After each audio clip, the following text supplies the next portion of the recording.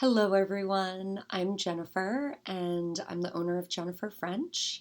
I wanted to create this video to share with you all the backstory of a new offer that I've created, designed specifically for moms who want to heal a very specific mental or emotional state that they're struggling with. I've had a number of people ask me why this audience of mamas.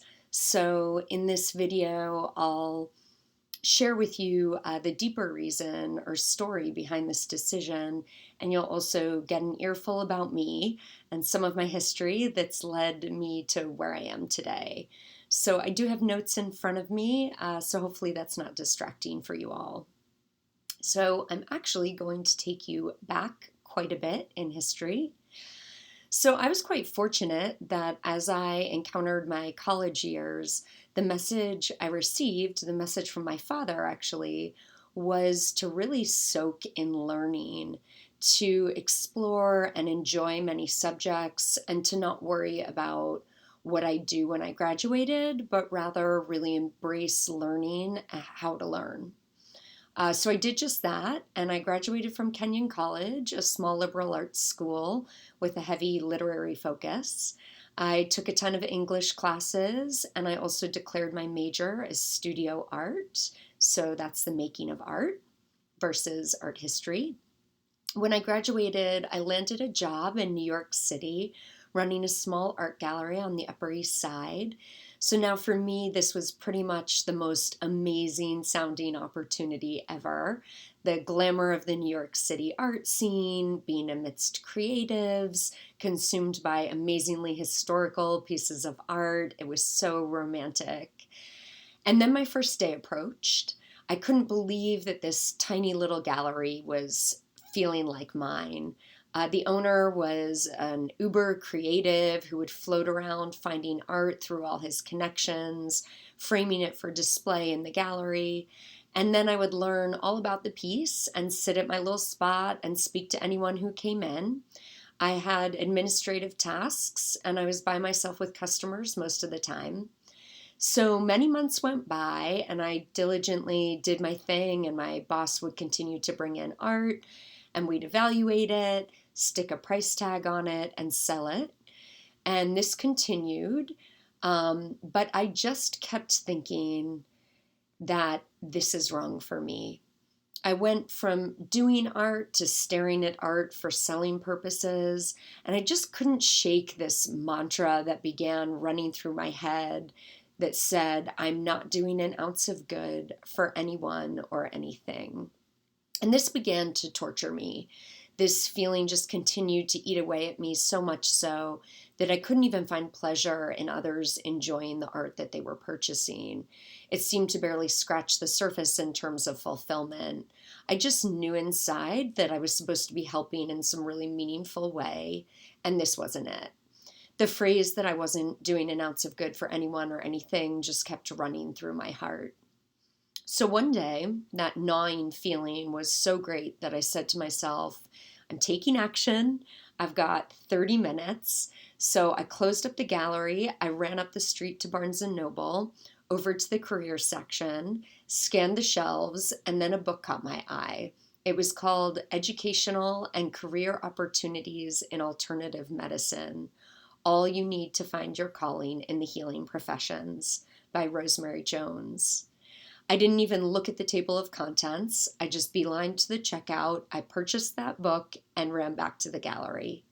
I had a meeting with my boss. A few customers came in, and then finally the gallery was quiet. I placed the book on my desk. I closed my eyes, and I made a huge, big, fat prayer, one of those ones that you really, really mean. This desire poured so deeply from my heart, and I said, please guide me toward how I can help and what I can do in this life.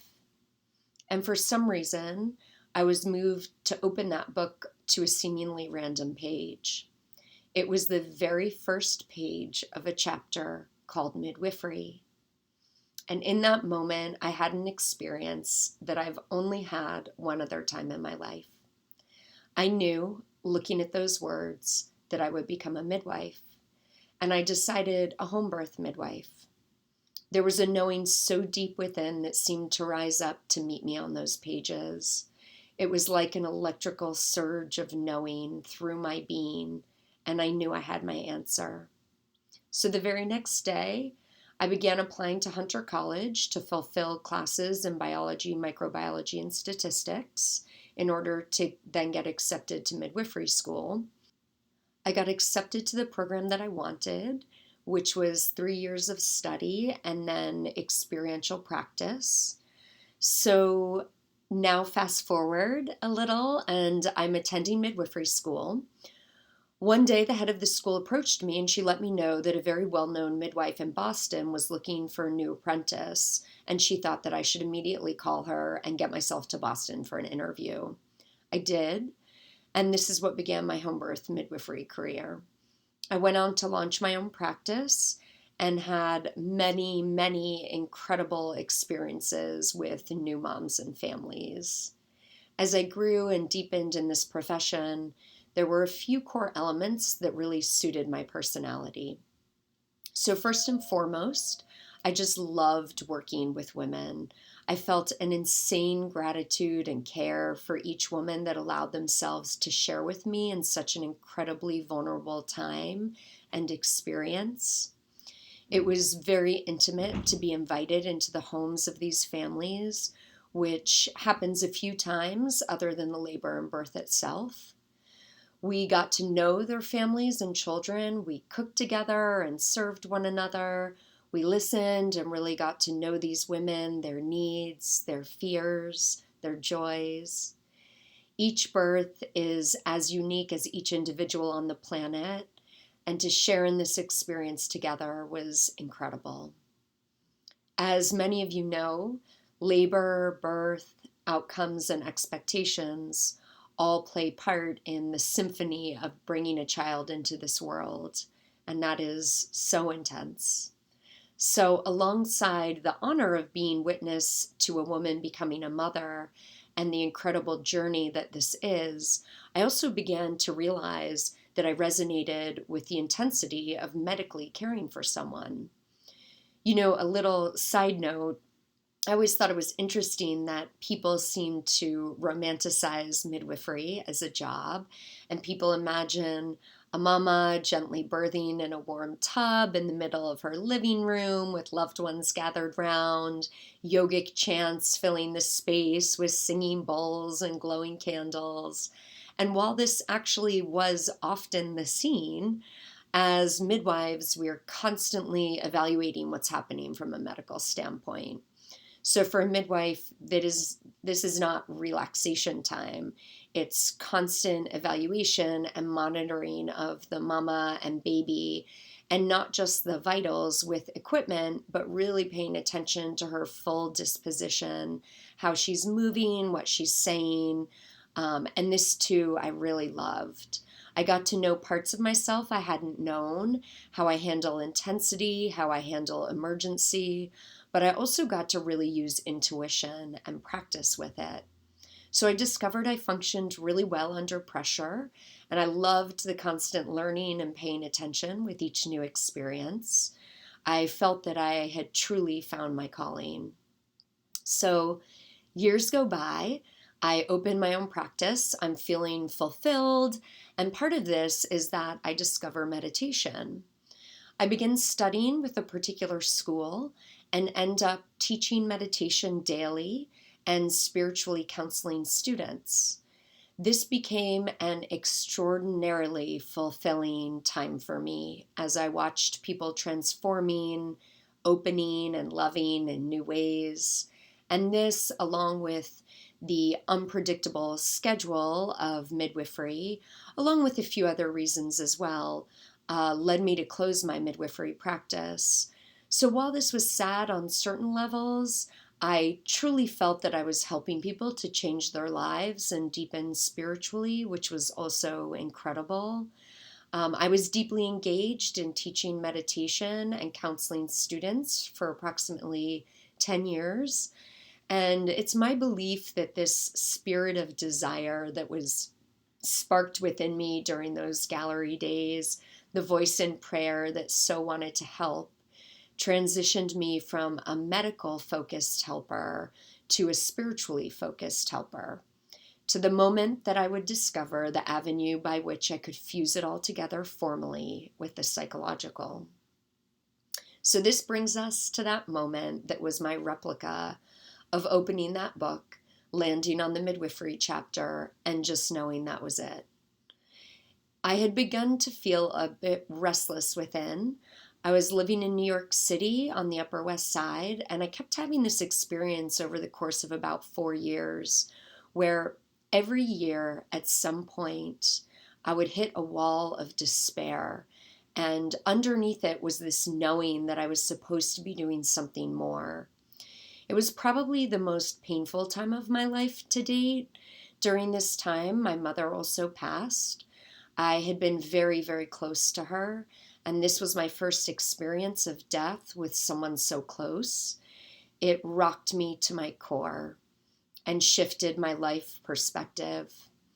I had also gotten my MBA years before all of this, and I was contracting in corporate. So I began thinking outside of the box and was finding the New York corporate scene to be suffocating and a bit backstabby, and it was starting to grate on me.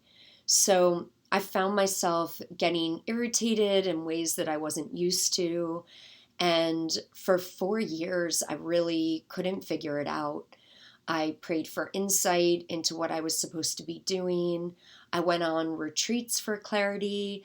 I took my Kundalini yoga teacher training. I went to Guatemala and traveled with shamans.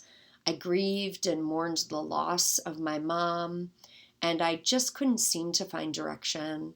I felt discouraged, even hopeless, and I just kept praying for insight.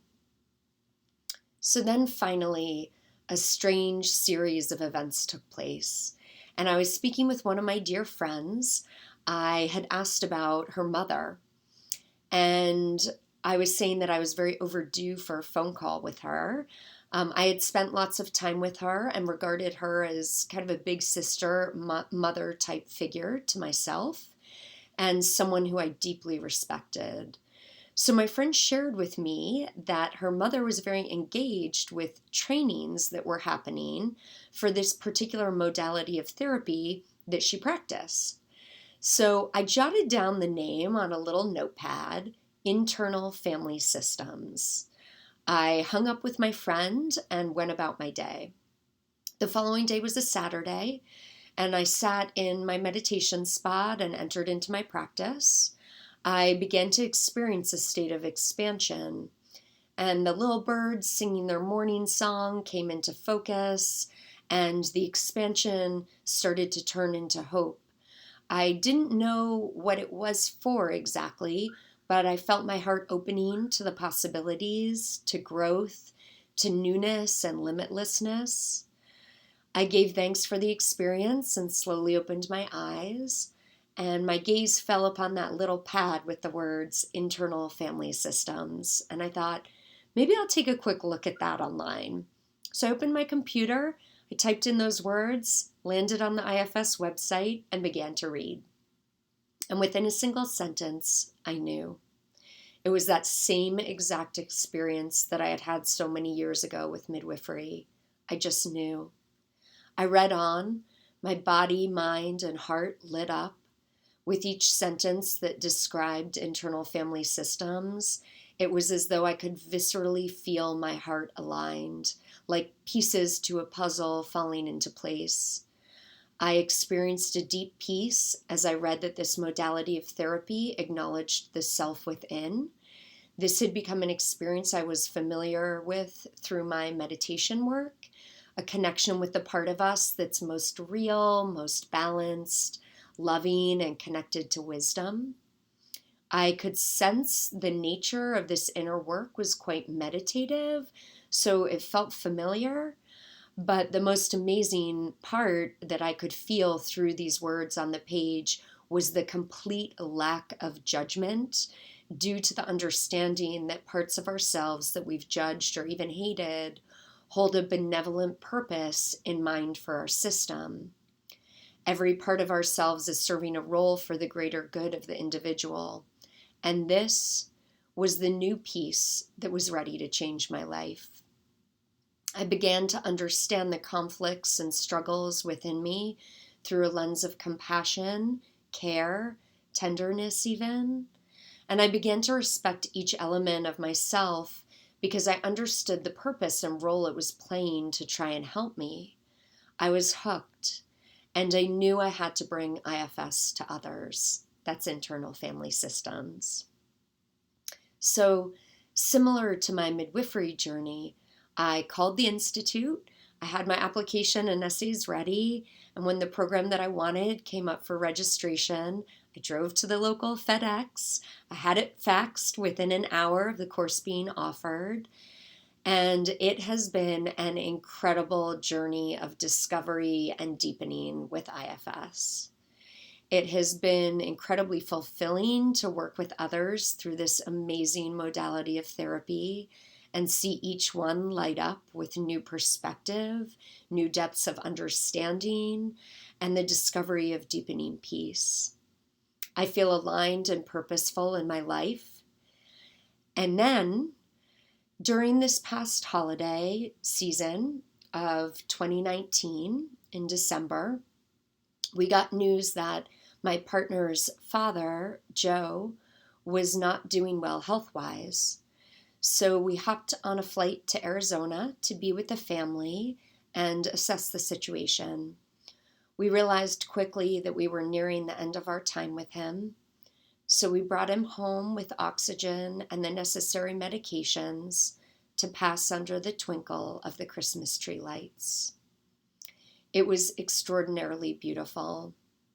I had known from the passing of my mom that one's hearing is the last thing to go, and we could palpably feel that while Joe could no longer physically respond, he could hear and feel us as we sang, told stories, whispered prayers, and showered him in love. His passing was peaceful, and it brought us together. Shortly after we returned back home, we received a call that my partner's mother wasn't doing well. Anne passed within 10 days of Joe. We all gathered together again in Arizona to support one another, grieve, and talk logistics.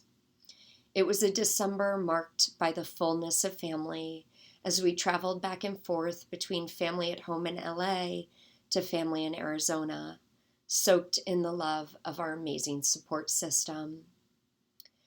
As we began to settle back in at home, in the quietude of the mornings, I began to feel my mom again in new ways. I mourned her again with the loss of Joe and Anne, and now it seemed that new life was stirring. I kept feeling the impermanence of life in conjunction with how closely linked death and birth feel when time stands still to honor the crossing over into another dimension, both when we come in and when we depart. I kept feeling drawn to think about my clients and how I could better serve them.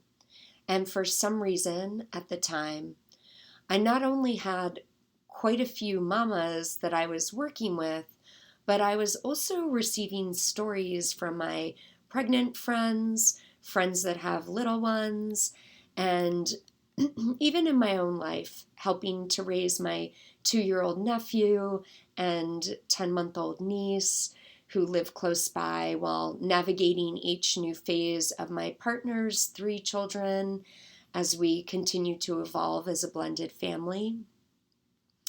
Surrounded by the many facets and struggles of parenting, a new idea began to form as I reflected on life and time and history and what gives us meaning and who we choose to be with, decisions we make.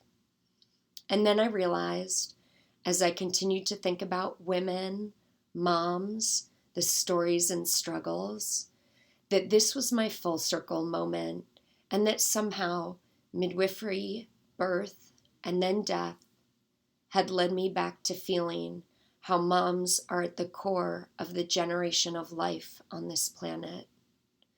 That we are the source of life and nourishment for our children. We are the critical linchpin to the planet thriving. And yet, so many are hurting, in pain, walking with burdens, and still trying to at least uphold the center of our tiny universe of child and family. So many mamas are so afraid to get help because our deepest fears are that we are failing in this critical role of mom, or at least not thriving in it, and we are therefore bad or unfit. And this is when I realized that I should be serving the mamas, that I could create a healing and supportive environment for moms for their own healing, where we give and focus on you, the moms. When I meditated on this offer, here's what I felt. It had to be convenient for moms by providing remote online meetings. We needed one-to-one time for the deeper healing work to take place. We also need community so that we're not alone. I knew that I had to provide you with support that would aid the healing process between and beyond our sessions together. And it all has to be flexible around you, the mama, her time and needs. And so Mama Luv was born. As you can hopefully tell, this Mama Luv offer is very dear to my heart and very personal. I know that it will be a special group of women who will hear this call for healing and have the courage to rise up against the malaise, the embarrassment, the shame, the comparisons, the anxieties, depression, and fears around parenting and being a mama. I know that these states are very, very normal for moms, and I also know that healing is possible. I would love to help you or some mama you love remove the stigmas, judgments, self-criticism, and step into your thriving self that you were created to be and that actually is at the core of your true nature. So thank you for your time and for listening. And if you're interested in this offer called Mama Luv, I have added a link below which will allow you to schedule a 30-minute discovery call with me. This is where I'll get the chance to learn about your specific situation and goals and decide whether it's something I can help you achieve. So thanks again for listening, and I look forward to further connecting with you or a mama you love. Thank you.